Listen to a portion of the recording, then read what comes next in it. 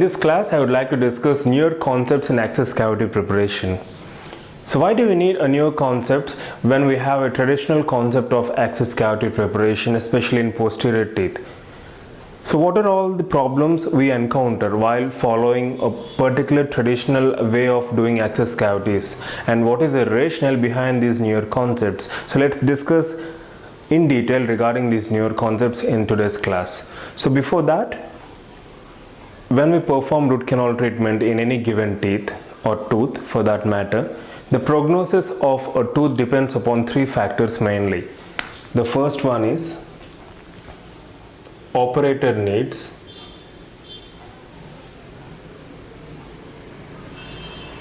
Second one is restoration needs. And third one is tooth needs. So in order for a restoration or for our treatment to be successful with good prognosis, we need to address these three criteria, that is the operator needs, restoration needs, as well as tooth needs.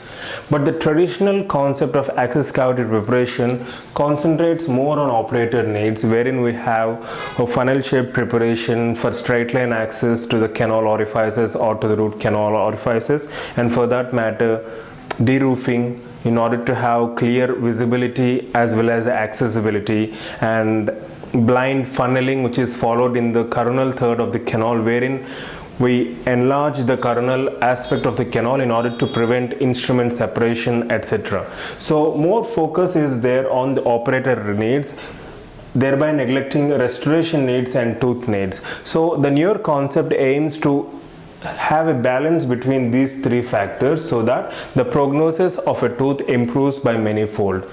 As expected, studies have shown that current treatment protocols do extend the life of a root canal treated tooth for up to 10 to 15 years. But what if a treated tooth can last for 20 to 40 years?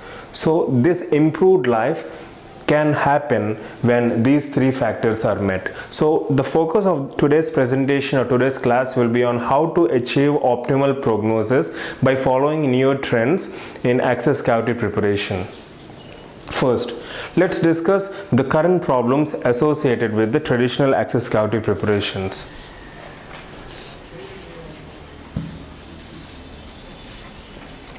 So what are all the problems we face in traditional way of preparing access cavities? So in traditional concept, we do use large round burrs,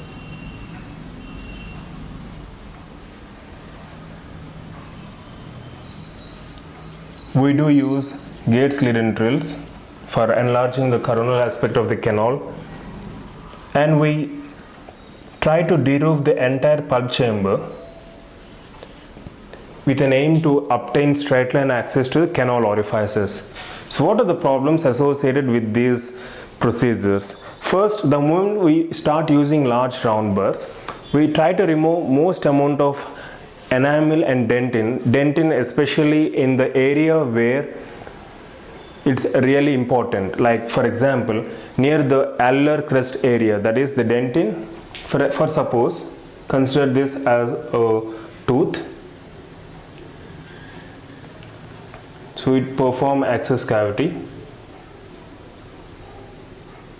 with tapered funnel walls in order to obtain straight line access to the canal orifices.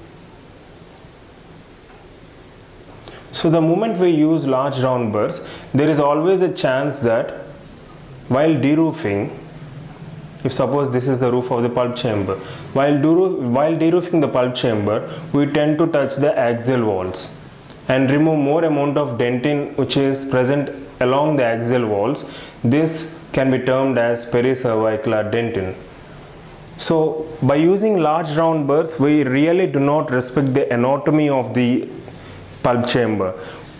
In the name of de-roofing, we tend to touch the lateral walls of the pulp chamber, thereby removing most of the pericervicular dentin, which is very much critical in order to absorb forces while a mastication process or day-to-day activity functioning of tooth occurs. So this pericervicular dentin is being violated.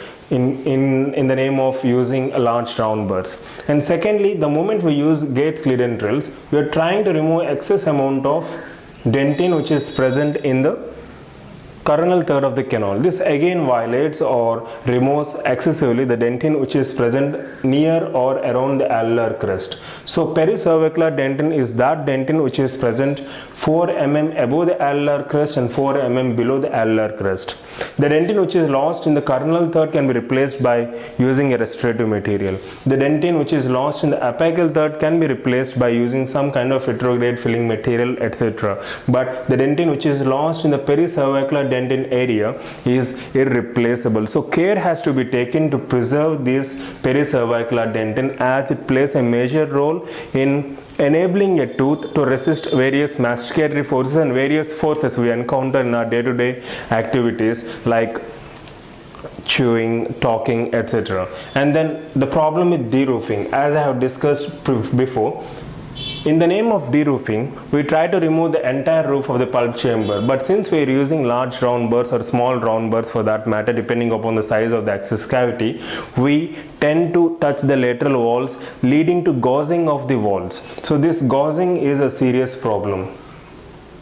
So gouging is nothing but extending our preparations onto the lateral walls, thereby creating surface irregularities along the lateral walls of the access cavity. So this gouging ultimately leads to loss of dentine, which again compromises the integrity of pericervicular dentine. So the traditional concept of using large round burrs, and most importantly, large round burrs do not plane cut. What we need exactly in this access cavity preparation is those burrs which plane cut, that is, which plane the walls neatly. But large round burrs have a tendency to point cut rather than plane cutting. So the burrs which we use are not that accurate, and the drills which we are using to enlarge the coronal third of the canal are really not helping us, because they are removing most amount of dentine, which is crucial for the tooth, as discussed before, to resist various forces. And de-roofing, again, we have a tendency to de-roof completely, but which again itself is causing a lot of problems by removing dentine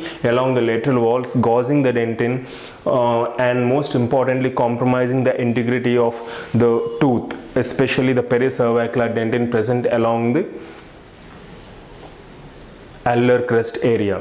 So that's the problem with the traditional access cavity preparation. So how do we address these problems, and what are the various means by which we can clearly overcome these problems in order to improve the prognosis of a tooth? So coming to the newer concepts in endodontic access cavity preparation, especially in molars, let me introduce few terms so that we'll have a better understanding of what the newer concept is really about. The first one is EERP, that is endorestorative and prosthodontic continuum. While performing root canal, previously the focus was mostly on the apical third, that is on the endodontic part of treating a tooth, but we need to shift our focus from the apical aspect to the coronal aspect, wherein we need to maintain an endodontic, that is endodontic, endorestorative and a prosthodontic continuum. So when there is a perfect balance between these three, no matter how the treatment procedure follows, the success rate will be very high. So this has to be maintained, that is endodontic, endorestorative and prosthodontic continuum. So the focus of this entire class or the entire new concept is to preserve the pericervicular dentine by various means, thereby improving the prognosis of a tooth, and by focusing mostly on endorestorative aspect. Okay, then now moving on to the next term, that is three-dimensional ferrule, 3DF. So this three-dimensional ferrule is nothing but a ferrule is basically a metal ring-like structure or a three-dimensional ring-like structure which basically reinforces any given object and prevents that from splaying or from separation. So three-dimensional ferrule in this context means that we need to maintain dentine height, we need to maintain dentine thickness, which is also called as grit, GRATH, and most importantly total occlusal convergence or TOC. So in a three-dimensional ferrule, it is stated that the dentin height has to be a minimum of 1.5 to 2.5 mm. And coming to dentinal girth or thickness, it has to be minimum 1 to 2 mm. And coming to total occlusal convergence, the total occlusal convergence can be between 10 degrees to 20 degrees depending upon the height of the dentinal wall.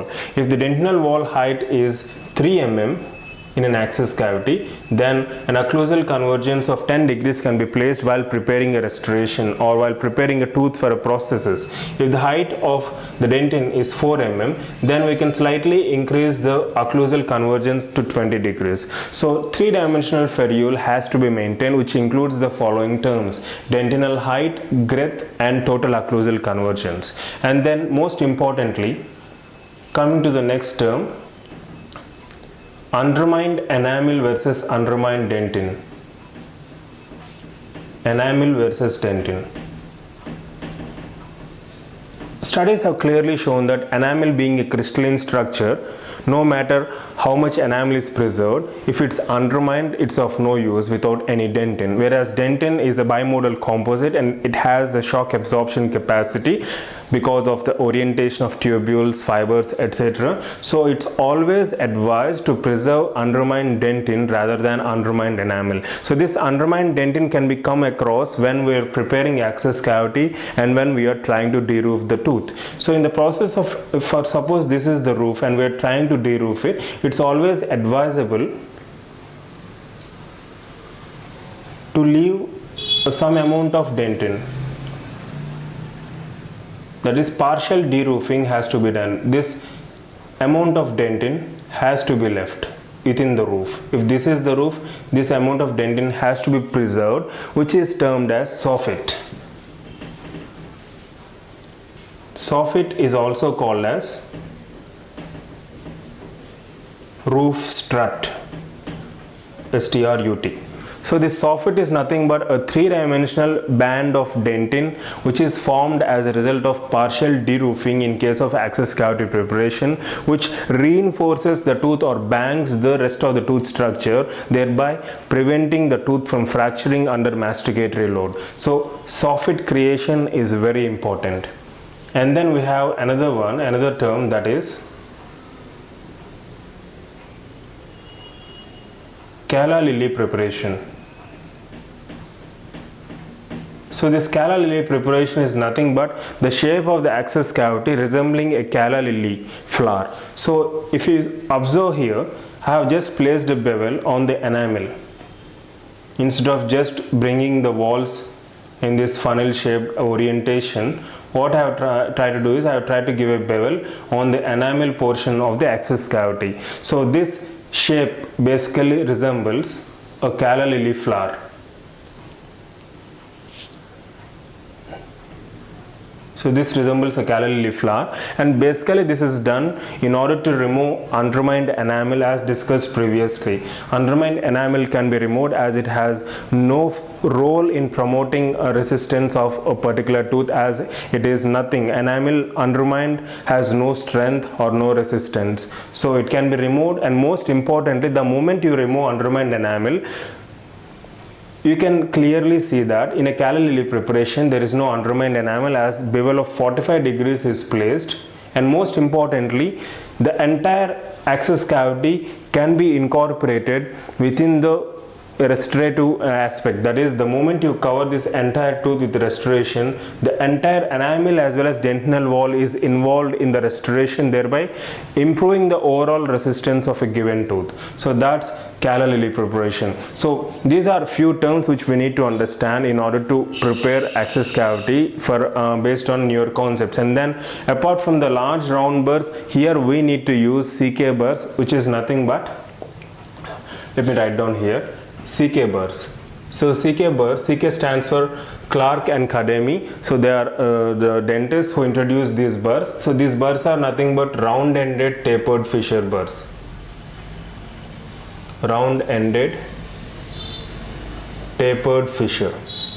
So these burrs are to be used while preparing access cavities as they plane cut rather than point cut. The problem with round burrs is they point cut, thereby leading to gouging. Whereas when we use these round ended tapered fissure which are supplied by the SS-White manufacturer, we can just plane cut, thereby preventing a gouging of the access cavity. So apart from this, we have few other terms associated with traditional access cavity like blind funneling. So blind funneling is a preparation wherein the shape of the access cavity enlarges as we proceed apically. So it's in the shape of a reverse funnel. So that's called as blind funneling. Sorry, that's actually called as inverse funneling. I'm sorry for that. Inverse funneling is a term which is used where the access cavity preparations are wider apically than coronally. So that's nothing but inverse funnel.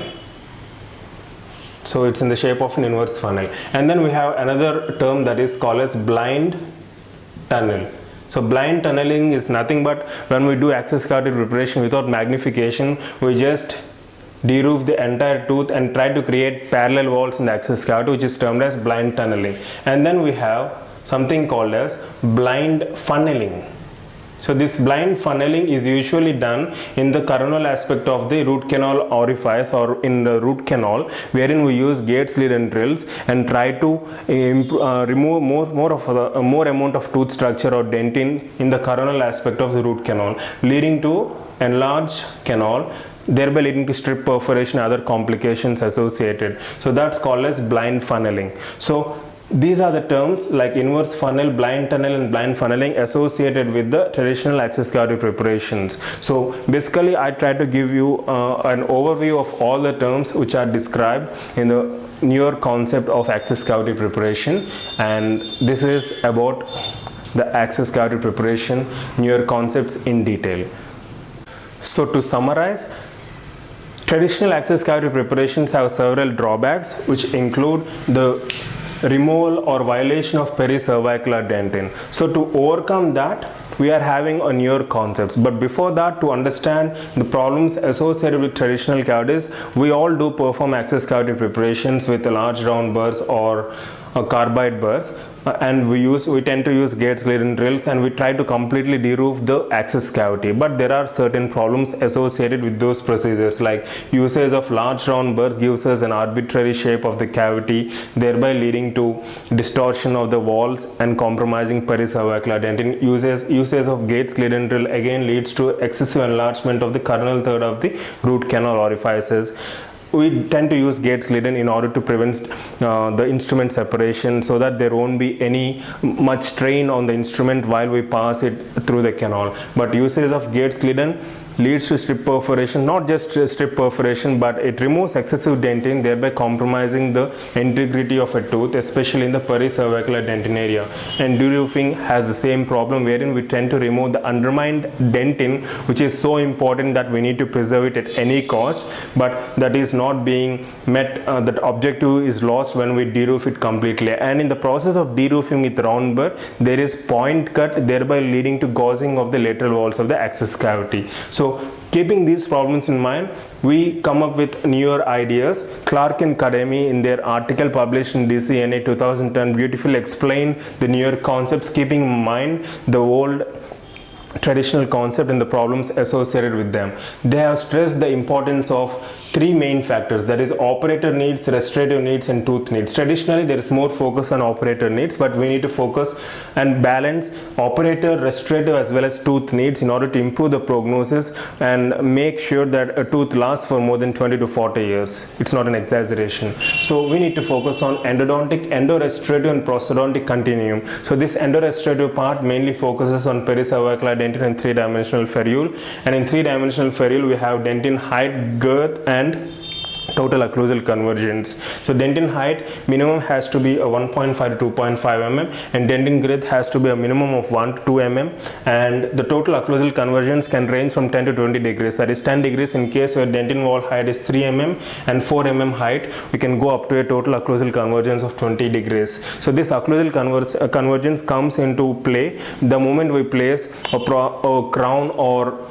wherein we try to place or cover the entire tooth with a prosthodontic crown or bridge. So apart from that, we have other terms such as undermined enamel and dentin. Undermined enamel, since enamel is crystalline, there is no point in conserving or preserving the undermined enamel, as it further reduces a tooth's resistance to fracture. Whereas undermined dentin, dentin being a bimodal composite, has to be preserved at any cost, and in that process we are trying to partially deroof the entire access cavity. So this partial deroofing leads to preservation of undermined dentin in the critical areas, thereby creating a soffit or a roof strut.